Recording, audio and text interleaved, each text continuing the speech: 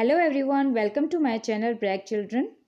सबसे पहले तो मैं अपनी ब्रैक चिल्ड्रन फैमिली से सॉरी कहना चाहूँगी कि मैं वीडियोस कंटिन्यूस नहीं कर पा रही थी क्योंकि मेरे बच्चों के अभी एग्ज़ाम्स चल रहे थे। So sorry once again and चलिए वीडियो को स्टार्ट करते हैं।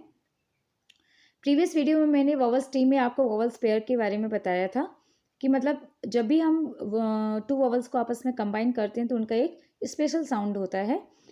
तो कुछ पेयर्स हम वॉवल्स पेयर्स में डालते हैं, कुछ पेयर्स वॉवल डायग्राफ्स में जाते हैं एंड कुछ पेयर्स वॉवल डिफ्थोंग्स में जाते हैं।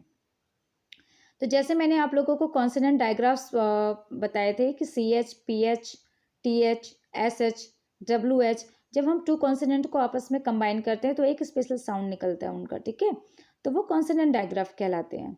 आज हम वॉवल डायग्राफ्स के बारे में जानेंगे, ठीक है, कि जब हम दो वॉवल्स को आपस में कंबाइन करेंगे तो उनका एक स्पेशल साउंड कौन सा निकलता है, वो वॉवल डायग्राफ में आता है, ठीक है। A combination of two letters that spell one sound that is called vowel digraphs. तो चलिए देखते हैं कि कौन कौन से वॉवल डायग्राफ्स होते हैं। यहाँ पे देखिए मैंने 7 वॉवल डायग्राफ्स लिख के रखे हैं। ओ, ई आई, डब्ल्यू, ए डब्ल्यू। अब आप यहाँ पे देख पा रहे हैं कि मैंने W को भी एज अ वॉवल कंसीडर किया है, राइट।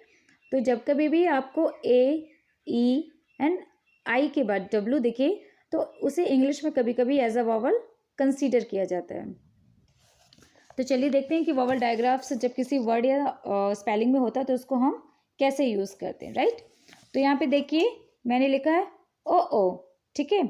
आप इसको बड़ा ऊ एज अ कंसीडर कर सकते हैं, राइट। देखिए यहाँ पे मैंने 2 बार ओ लिखा है, तो आप एक को यहाँ पे एक ओ में ऊ का बड़ा साउंड आएगा, मतलब कि लॉन्ग साउंड आएगा, और एक ओ में ऊ का शॉर्ट साउंड आएगा, राइट। देखिए जैसे मून, रूम, यहाँ पे आप सुन पा रहे होंगे कि ऊ का लॉन्ग साउंड यूज किया जा रहा है, मून, रूम, ठीक है।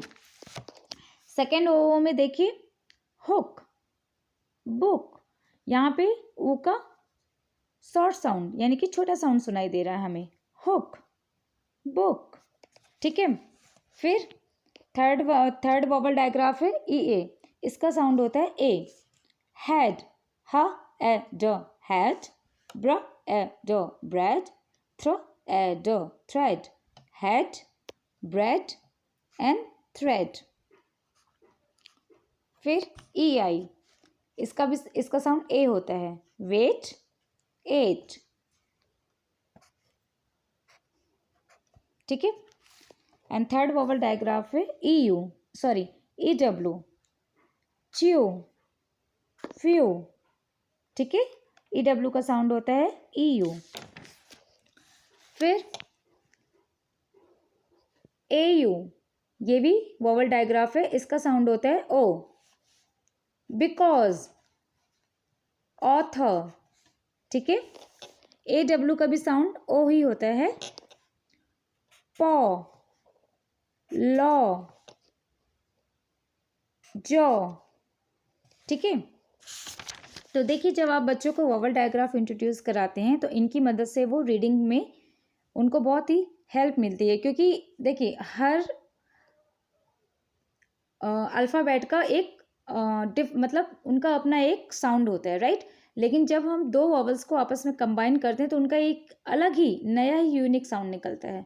तो बच्चों को जब उनको सिंगल अल्फ़ाबेट्स के तो साउंड्स पता है, राइट, लेकिन जब आपस में कंबाइन करते हैं तो फिर कौन सा साउंड निकलना चाहिए ये बच्चों को नहीं पता है। तो जब आप वॉवल डायग्राफ्स या कॉन्सोनेंट डायग्राफ्स या वॉवल पेयर्स बच्चों को इंट्रोड्यूस कराते हैं तो बच्चों को ये पता चलता है कि हम जब दो कॉन्सोनेंट को मिला रहे हैं तो कौन से साउंड बन रहे हैं, या फिर दो वॉवल्स को आपस में कंबाइन कर रहे हैं तो कौन से साउंड बन रहे हैं, जिसकी वजह से बच्चों को रीडिंग में और राइटिंग में बहुत ही हेल्प मिलती है।